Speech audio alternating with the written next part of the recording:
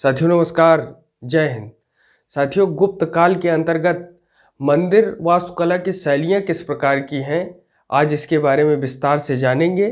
मंदिर वास्तुकला की शैलियाँ, जिनमें प्रमुखता हम नागर शैली को देखते हैं, और नागर शैली के अंतर्गत 3 उप शैलियाँ आती हैं: ओडिशा शैली, खजुराहो शैली और सोलंकी शैली।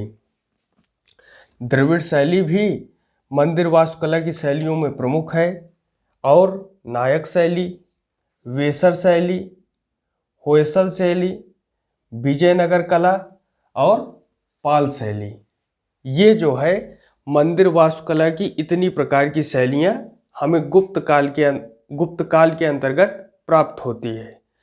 अब हम हिंदू मंदिर के मुख्य अवयव कौन कौन से हैं, इसके बारे में जान लेते हैं।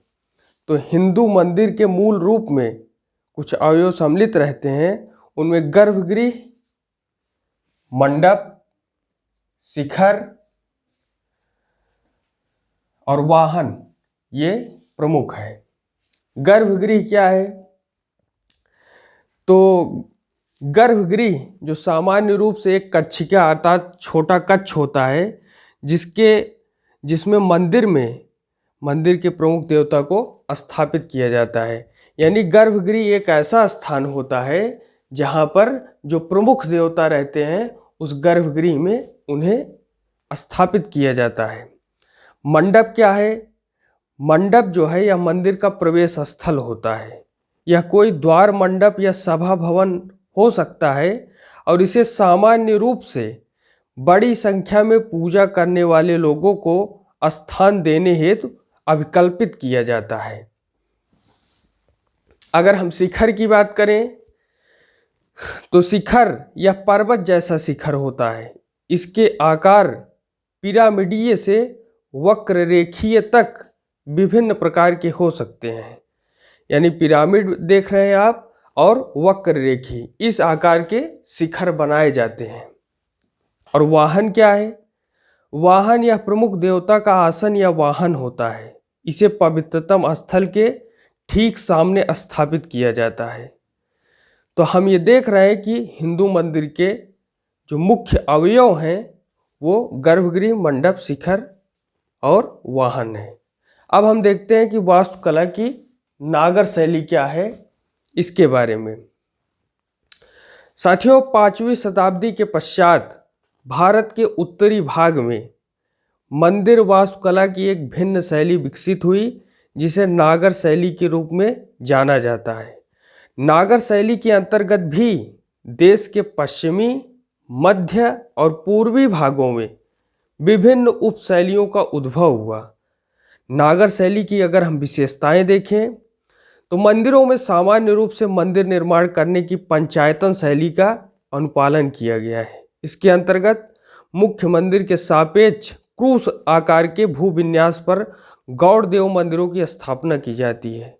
मुख्य देव मंदिर के सामने सभा कक्ष या मंडप स्थित होते हैं, और गर्भगृह के बाहर नदी देवियों गंगा और यमुना की प्रतिमाओं को स्थापित किया जाता है।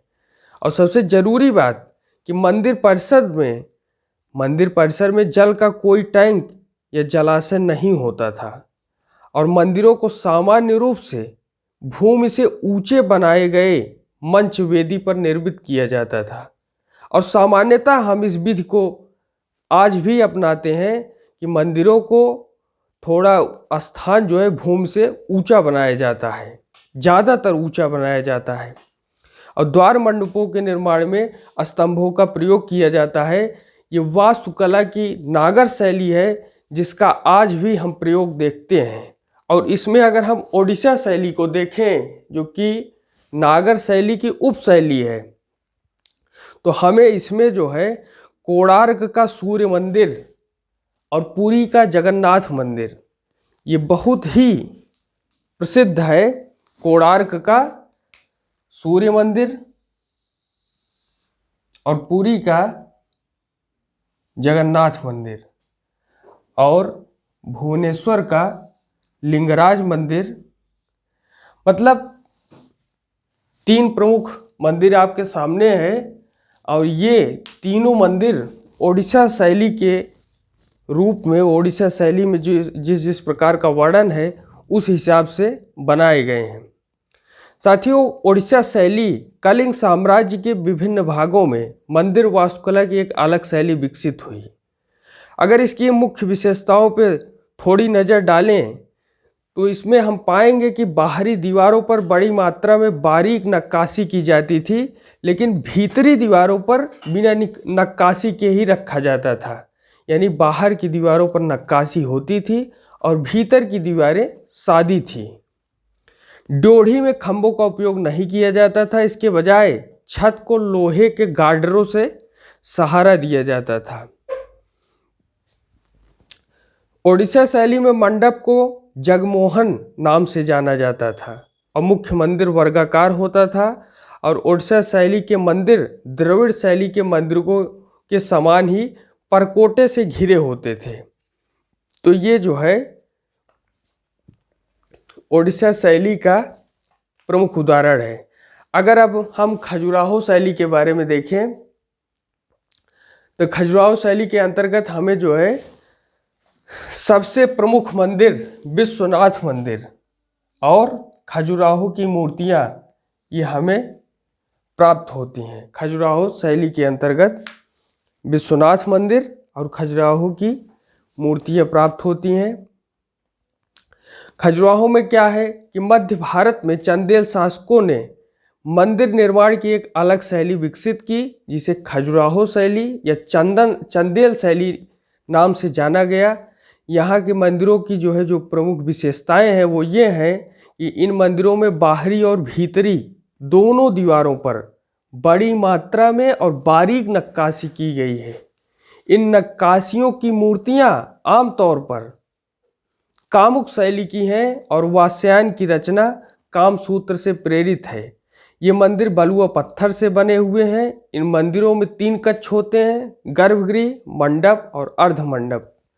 कुछ मंदिरों में गर्भगृह तक जाने के लिए गलियारा होता था, जिसे अंतराल कहा जाता था।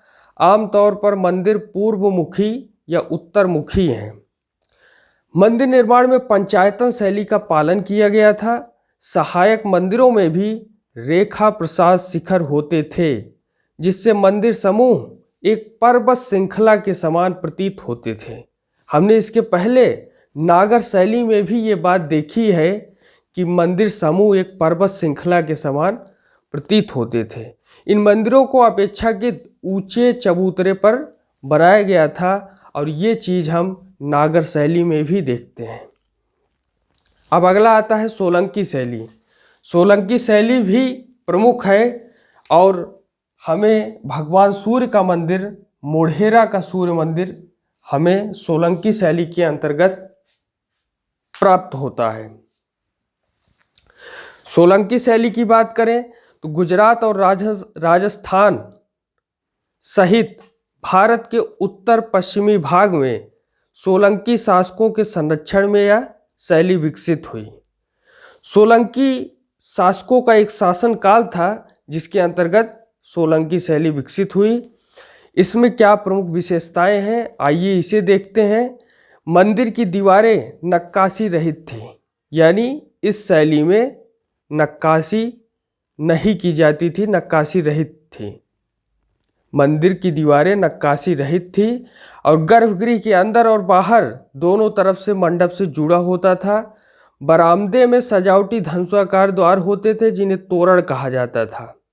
इन मंदिरों की एक अनूठी विशेषता यह भी है कि मंदिर परिसर में एक बावड़ी है जिसे सूर्यकुंड कहा जाता था। बावड़ी की सीढ़ियों पर छोटे छोटे मंदिर हैं।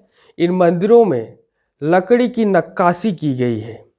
ये मंदिर विभिन्न पत्थरों के बने हुए हैं, जैसे बलुआ पत्थर, काला बेसाल्ट और नरम संगमरमर। अधिकांश मंदिर पूर्वमुखी हैं और मंदिरों को इस तरह बनाया गया है कि विषुओं के दौरान सूरज की किरणें सीधे मुख्य मंदिर पर पड़ती हैं। मोढेरा का सूर्य मंदिर, इसमें ये बातें भले ही कही गई हों कि इसमें नक्काशी कम होती है, लेकिन इनमें भी हम देखते हैं दृश्य में कि पर्याप्त नक्काशी की गई है और काफ़ी सुंदर जगह है ये। आगे हम दक्षिण भारतीय कला के बारे में विस्तार से जानेंगे। आज इतना ही। हमने मंदिर वास्तुकला की शैलियों के बारे में जाना। धन्यवाद।